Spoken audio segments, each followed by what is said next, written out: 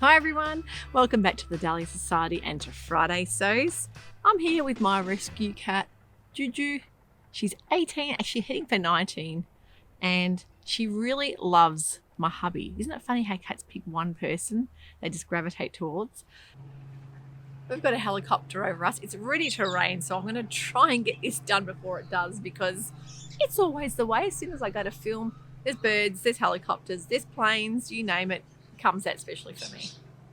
So we're at Friday Sews, which means we talk a little bit about sewing and a little bit about life. If you're not familiar with Friday Sews, I think most people are by now, you just need to look at the hashtag. So you can type in the Friday Sews hashtag into your YouTube search and you will find all of the vloggers that are taking part in this. And if you want to filter, make sure you put the newest episodes and you will that way see the newest Friday Sews. So what have I been sewing this week? Well, I've had an interesting week.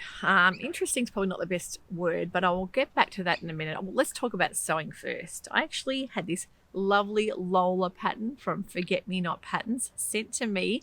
They asked if I would like to sew one up, and I said, yeah. I just love it when pattern companies reach out and they offer you a free pattern.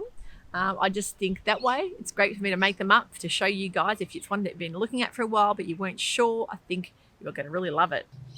So let's talk about the Lola. It's a beautiful A-line style shift dress or blouse that has a beautiful box inverted pleat on the back to give you that wonderful ease through the body. I've gone for the D-cut bust. I probably didn't need to, but I just think having that bit of ease is really good through the body for comfort. It comes in sizes 28 to 48. So I went for the size 44, but I think I could have easily sized down to the 42. But having that waist tie, to me, it doesn't really matter because you can bring in the waist, cinch yourself in and create that bit more of a shape. But the feature that I love the best is the back ruffle. I will put some pics and video and see what you think.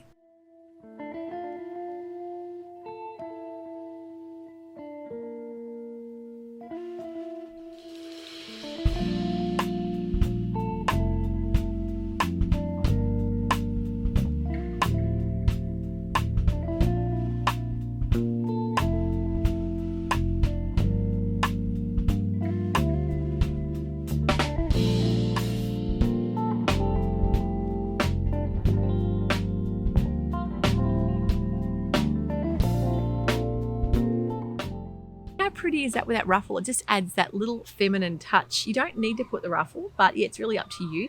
I think it'd be beautiful in even the lace. You could put a gorgeous lace or some kind of trim even if you didn't want to use this particular fabric that you're making it from. But I just love the fact that it just sort of gives a different look, different element, a bit of a feature.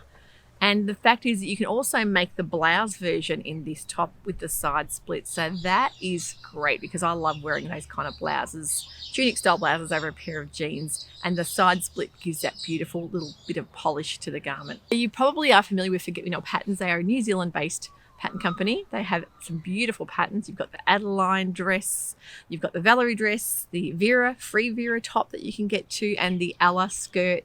So I have got the Adeline dress that I would love to make in the cooler season. It's got some beautiful pleat work there as well. So very excited to be able to sew this up and show you guys. I made it in a sale fabric that I had from about 2 years ago from Spotlight on their clearance rack because I love rummaging through there. And this particular Georgette crepe fabric, I just love the colorway. I think it's really stunning. And that pop of green, there's a hint of purple as well, and the rust is right up my alley as far as print and color goes. Now I have got a slip underneath. I have got a couple of slips that I bought just ready to wear. I think I may have bought them from Easy Buy, which is also a New Zealand online ready to wear company. I don't buy much anymore online or in store, but things like this, I think there was three. I've got three for under $30 or something. And I've got a nude color and a white and a black, and they're great for layering underneath things that are a bit more see-through like your chiffons and Georgette fabric, because I'm a bit too lazy sometimes to line things.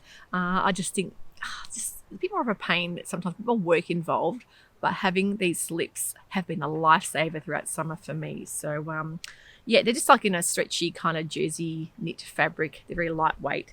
but they're really handy to have for these a little bit more see-through garments. I've had a few people ask me where I get my earrings from. I just love independent earring designs. My daughter makes some. She hasn't got a shop or anything. She's still dabbling in the whole making process, but I love finding them on Etsy. These particular ones I've got on today are from Martha Jean, and I found Martha Jean in one of the big design markets, or even Finders Keepers, I think, in Melbourne a couple of years ago. I love her beautiful resin earrings. She's got some gorgeous styles there. I'll link the earring company below, Martha Jean. You're probably going to really love it too. But I love Poland clay earrings. I love just, I think they're little works of art to have. And I find that these kind of indie style homemade earrings are not as dressy as, you can dress them up, but you can also make them look more casual depending on what you wear. I'm not a big jewelry wearer. I do have a wedding engagement ring that sadly doesn't fit anymore, but I have got hope. But I do love a really nice indie style earring. And Etsy's great for finding these kind of people that put a lot of work into their designs. So I've got a few favorite companies, and I do follow them on Instagram. That way I get to know when they put a lot of designed earrings out. You can have a look. And they also have release dates. Sometimes they sell out really quick, but love a good statement earring. I've got a little bit of a plan this week. I have been meaning to make my Minerva fabric. That I've got a beautiful floral crepe fabric that I want to make an Elodie dress in. Now, as you do, I was looking up to see if there's any other reviews. Now, the Elodie has been a very popular pattern all over YouTube for quite a while now, and I know that Karina from Lifting Pins and Needles made a beautiful Elodie dress.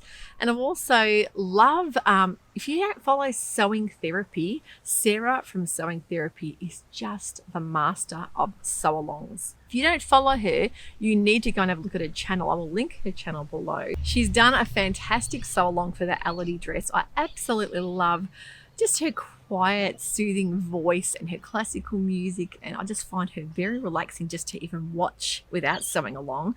But I'm really keen to do the sew along with her for that, so I'll link her channel below. I'm pretty sure most of you would already follow her because she's very popular. She's just very therapeutic to watch. Frugalissima, Sam from Frugalissima, who's running with Ruan from Yorkshire Soga, they're running the Frugal Frocks Challenge. I watched one of her episodes the other day that I think you're going to love, and I had to share it with you guys. I'm pretty sure most of you would already follow her, but her top tips for sewing with knits is a fantastic episode. She has got such a wealth of knowledge on there and really takes you right through all the info you need to know if you haven't sewn with knits before and you're really keen to.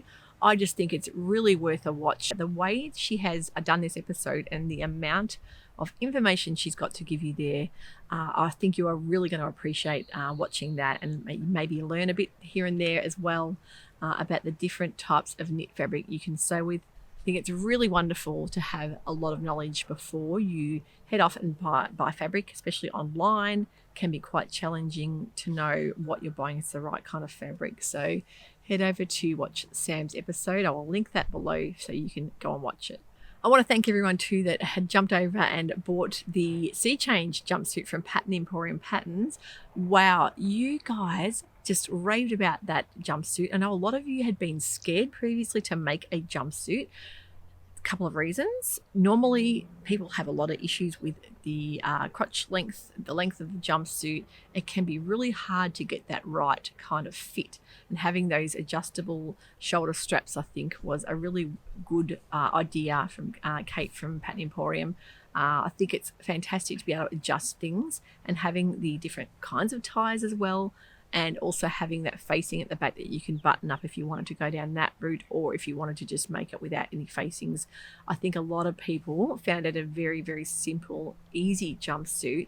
I think that you're all going to love it, and I found mine to be so comfortable to wear. I really enjoy wearing it, and it's great to have trans-seasonal garments that you can wear through every season, because when you want to make something and you really want to be able to get the versatility out of it and things like layering, I think it's a great pattern. What else has been happening for me this week? We had my twin daughter's birthday. They were 22. We only had one of them home. Charlotte was home, so it was actually quite strange having only one twin. They're normally sharing everything. They've shared birthdays for their whole life, so it was really strange having one home, and she actually loved being just the center of attention. for once in her life. That's one thing with twins, you find that they are so used to sharing every element of their life. They're usually very patient people.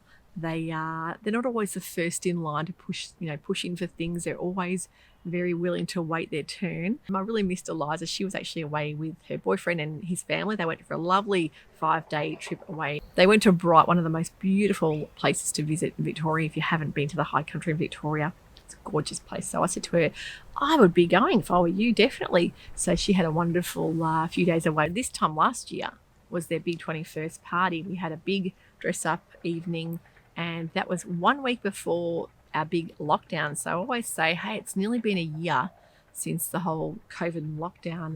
Can you believe it? Nearly a year. So it was a nice chilled out birthday for her. They are all back to uni this week, so uni has resumed and they will be going into campus for a lot of their classes, which is so nice to have them back to normal after being, remote learning and lockdown. So it'll be a little bit quieter in the house for me to get a bit more sewing done. So in saying that, we had a wonderful night Friday. Unfortunately for me, Saturday I ended up in hospital with severe pain. I had to get an ambulance, which I think it's the second time in my whole life I've been in an ambulance. Once was only 6 months ago. I had vertigo attack. So this is the second time in 6 months. So I don't know what's going on with me. We got to the stage where the left side pain for me was so severe. I'm actually in the process of investigating what the cause of it is. I've been seeing a specialist for my IBD. I was on a great run for about 2 months without any flare-up or pain. Getting into the exercise, I've been going to yoga, and I love being able to get back and be active again. I actually went and saw my specialist just last week, who has put me on a very strict IBD diet to see what's setting it off, as far as eliminating bread, pasta, onions and garlic and all those things that can cause trouble. I've stuck fairly rigidly to that diet, so I'm very willing to give all that a try. I've eliminated things like coffee and alcohol from the diet since the start of the year as well, so I'm prepared to try anything. And then I had a severe flare-up of pain, so I'm not totally convinced that it is IBD. I've actually gone and had an ultrasound to check into things like ovaries, whether there's a cyst on an ovary or something. They are a bit suspicious about one of them, so fingers crossed. I'll have some results very soon, and try and get to the bottom of this, because I don't want to be visiting emergency department every 5 minutes. I think it becomes something that makes you very anxious when you learn to live with kind of chronic pain and flare-ups. It really does take the joy out of planning and wanting to do things and getting out the house. So I really hope I can get to the bottom of this and figure out what's going on. So that was a rather exciting day for me on Saturday. So they ended up sending me home some painkillers, and the pain just disappeared like that. So it's a bit strange. So hopefully I can be rid of it really soon. Thank you for everyone who entered the cloth edit competition. Of course, Barbara Davey was the lucky winner from that modal fabric, and thank you also to Gabrielle from Cloth Edit for hosting that giveaway. I think it's wonderful to find all these little indie fabric companies online as well. We've had a couple of cooler days, which is for early autumn. It's unusual. Normally, you're still in the high 20s.